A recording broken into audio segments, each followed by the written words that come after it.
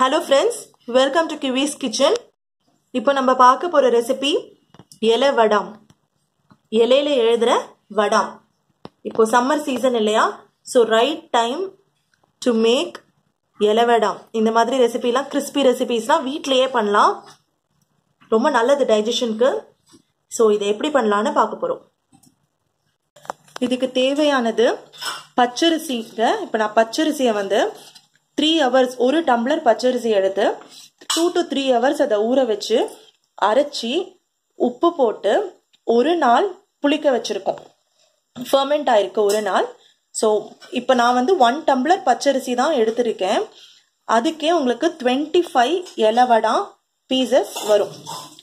So பச்சரிசி எடுத்து அதை நீங்கள் 3 hours ஊற வச்சு அரைச்சி உப்பு போட்டு ஒரு நாள் பூரா புளிக்க வைக்கணும். நெக்ஸ்ட் ஜவ்வரிசி. இப்போ இவ்வளோ குவான்டிட்டி ஒரு 5 ஸ்பூன்ஸ் ஆஃப் ஜவ்வரிசி, ஒரு டம்ளருக்கு ஒரு 5 to 6 ஸ்பூன் ஜவ்வரிசி எடுத்து ஜவ்வரிசியை நீங்க ஒரு நாள் நைட்டு 8 hours அந்த மாதிரி ஊற வச்சுக்கணும். இது பச்சரிசி மாவா அரைச்சாச்சு. இது ஜவ்வரிசியை நான் நைட்டு ஊற வச்சுட்டேன். இது கூட நம்ம டைஜஷனுக்காக நிறைய ஓமம் சேர்த்துக்கலாம். ரொம்ப நல்ல ரெசிபி இது. ஸோ இப்போ எப்படி பண்ணலான்னு பார்க்க போகிறோம். பச்சரிசி மாவு இருக்கு.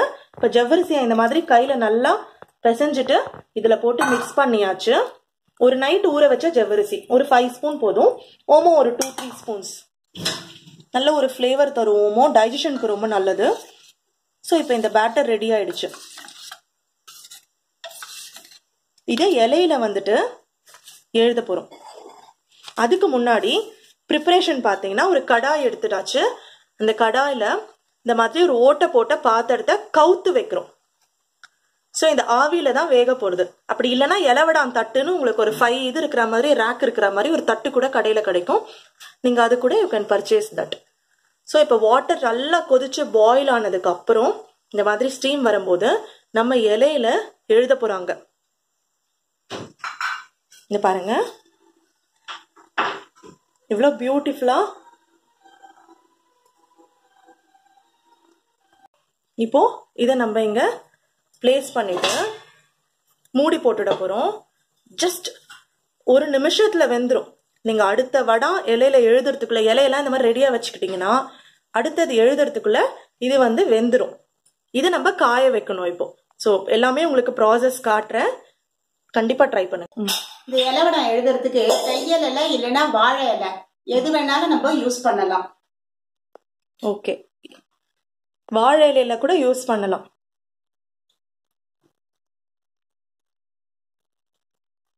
ஸோ இப்போ இவங்க இன்னொன்று எழுதுறதுக்குள்ள இது வெந்துடுச்சுன்னு சொல்லுவாங்க. அதுதான் கணக்குன்னு சொல்லுவாங்க.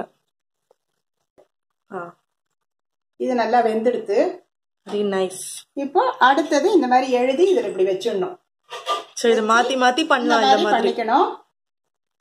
இது ஒரு நிமிஷம் வச்சுட்டு கீழே துணியில தண்ணியை தொட்டு இப்படி பண்ணினோம்னா ஃபுல்லா அப்படியே வந்துடும். அது நீங்க அதை வந்து நல்லா ஒரு நாள் ஒரு அரை நாள் ஃபேன்ல நல்லா காய வச்சுட்டு இல்லைன்னா மாடியில கொண்டு போய் வெயில்ல மூடி வச்சுட்டு ஒரு துணியை போட்டு மூடிடுங்க. போயிடும். அதனால மூடி வச்சுட்டு நீங்க அப்புறமா எடுத்துட்டு வந்தீங்களா நல்லா காஞ்சி நல்லா இதுவா இருக்கும். அத வந்து எண்ணெயிலையும் பொரிச்சு தரலாம், இல்லைன்னா அடுப்புலயே காய்ச்சி கொடுக்கலாம். டெலிவரி ஆயிருக்கிறவங்களுக்கு மத்தியானம் ஒரு 3 மணிக்கு இதே மாதிரி 2 காய்ச்சி ஒரு காஃபியோட கொடுப்பாங்க. இது உடம்புக்கு ரொம்ப நல்லது. ஏன்னா இதுல ஓமம் தான் சேர்த்திருக்கு, வேற எதுவுமே இதுல சேர்க்கல. ஓகே, டெலிவரி ஆனவங்களுக்கு ரொம்ப நல்லது இது. சூப்பர். இதுல போடுறேன். இப்ப இவங்க எடுத்து எப்படி போடுறாங்கன்னு பாக்கலாம். ஓகே, கொஞ்சம் ஜலம் தண்ணி தொட்டுட்டு எடுத்தா அப்படியே வந்துடும். அது வீட்லயே செய்யக்கூடிய ஒரு வெரைட்டி ஆஃப் அப்பளம், இலையில செய்யக்கூடியது.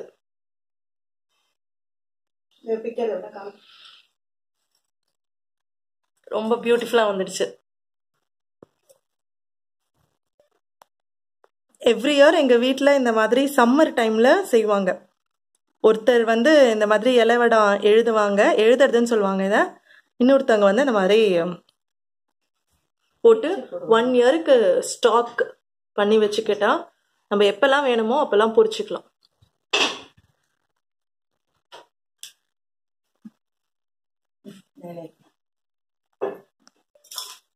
பாருங்க தண்ணி தொட்டுட்டு எடுக்கிறாங்க.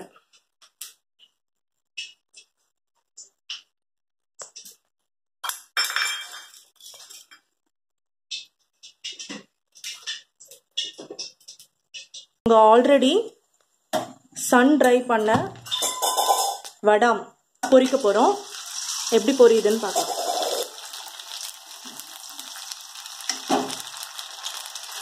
ரொம்ப நல்லா இருக்குங்க சாப்பிட்டீங்கன்னா.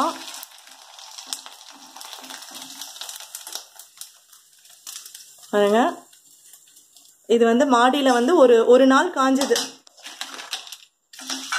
கார்த்தால மாடியில வச்சீங்கன்னா சாயந்தரம் எடுத்துடலாம். இல்லைன்னா ஃபேன் கீழேனா ஒரு 2 நாள் காயணும்.